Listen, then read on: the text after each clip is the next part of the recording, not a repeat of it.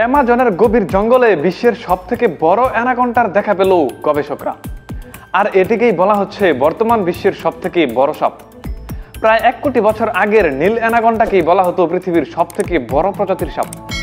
আর সেই প্রজাতির একটি নীল অ্যানাকন্ডার দেখা মিলল অ্যামাজন জঙ্গলের একটি অগভীর জলাশয়ে। অ্যামাজন জঙ্গলে একটি টেলিভিশন চ্যানেলের ডকুমেন্টারি ভিডিও ধারণ করতে গিয়ে দেখা মিলল এই দৈত্যাকৃতির সাপের, যা লম্বায় প্রায় 20 ফিট এবং ওজনে 200 কেজির মতো। আর এর সন্ধান পেয়েছে নতুন প্রজাতির অ্যানাকন্ডা সন্ধানকারী অস্ট্রেলিয়ান গবেষক সানফ্রাই।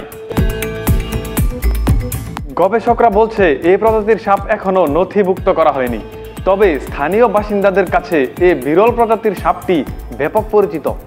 প্রায় সময় তারা দেখে থাকেন এই প্রজাতির সাপগুলোকে। গবেষকরা আরও দাবি করছে সবুজ, নীল সহ সব ধরনের অ্যানাকন্ডা এখন বিলুপ্তির ঝুঁকিতে রয়েছে।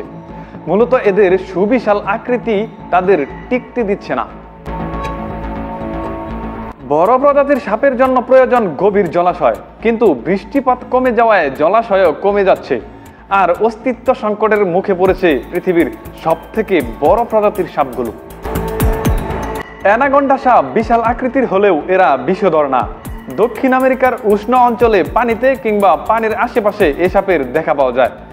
আর তাদের দেহের শক্তিমত্তা খুবই ভয়ানক, গিলে ফেলতে পারে যে কোনো ধরনের প্রাণীকে।